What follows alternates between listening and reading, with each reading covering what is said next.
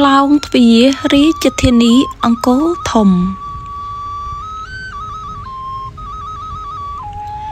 ក្រុងអង្គរធំឬយសោធរបុរៈឬជយបុរៈត្រូវបានសាងសង់ឡើងក្រោមស្នាព្រះហស្ថព្រះបាទជ័យវរ្ម័នទី 7 នាចុងសតវត្សទី 12 ដល់ដើមសតវត្សទី 14 ក្លោងទ្វារទាំង 5 គឺជាភាពខុសប្លែកពីទីក្រុងមុន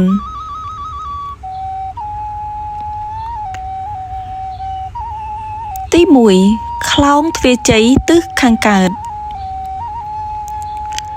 ក្លោងទ្វារជ័យស្ថិតនៅមុខព្រះលានជលដំរីត្រូវបានប្រើប្រាស់សម្រាប់អង្គព្រះមហាក្សត្រនិងកងទ័ពចេញចូលបន្ទាប់ពីបានទទួលជ័យជំនះក្នុងសង្គ្រាមដូច្នេះហើយទើបក្លោងទ្វារនេះត្រូវបានគេហៅថាក្លោងទ្វារជ័យ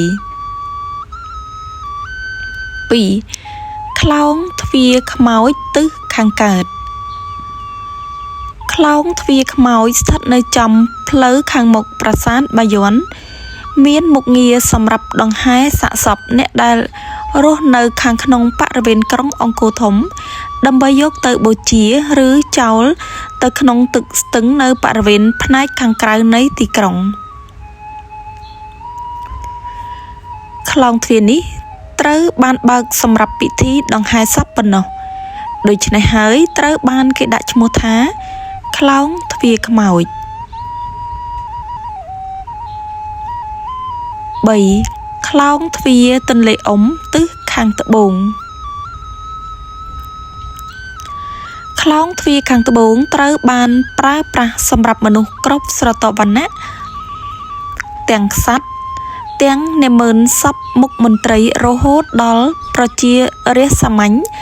ដែលអាចចេញចូលបានគ្រប់ពេលវេលាតាំងពីព្រលឹមថ្ងៃរះទល់ព្រលប់ថ្ងៃលិចក្នុងគោលបំណងប្រើប្រាស់សម្រាប់កិច្ចការរដ្ឋបាលសាសនានិងការរកស៊ីជួញដូរដូចជាក្លោងទ្វារដែលមានការមមាញឹកជាងគេ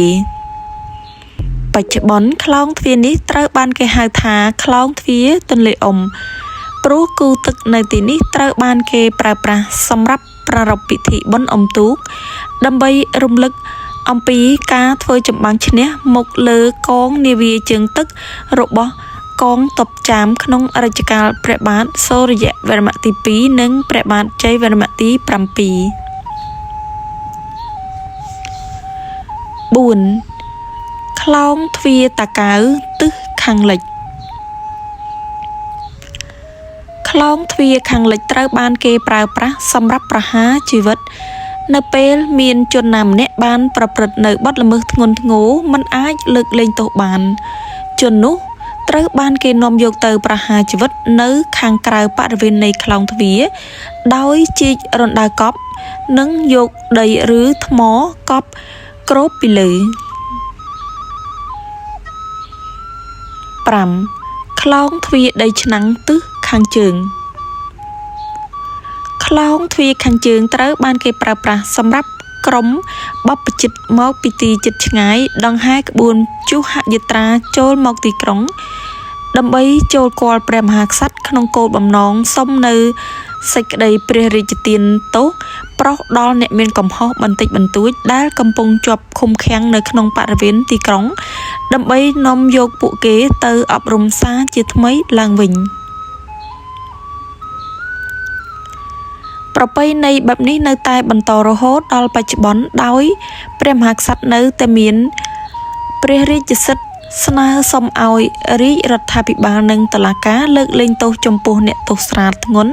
ដែលជាប់ឃុំឃាំងដើម្បីទទួលបាននូវការសម្រាលទោសជាបន្តបន្ទាប់រហូតត្រូវបានគេដោះលែងឲ្យមានសេរីភាពអាស្រ័យទៅតាមប្រភេទនៃទោសកំហុសរបស់ពួកគេម្នាក់ៗក្លោងទ្វារនេះត្រូវបានគេដាក់ឈ្មោះថាទ្វារដីឆ្នាំងព្រោះអ្នកស្រុកសម័យក្រោយយល់ថានៅម្ដុំបរិវេណក្លោងទ្វារនេះសម្បូរទៅដោយដីឥដ្ឋសម្រាប់ប្រមូលយកមកធ្វើជាឧបករណ៍ប្រើប្រាស់ប្រចាំថ្ងៃដូចជាចានឆ្នាំងនិងក្អមជាដើមសូមអរគុណ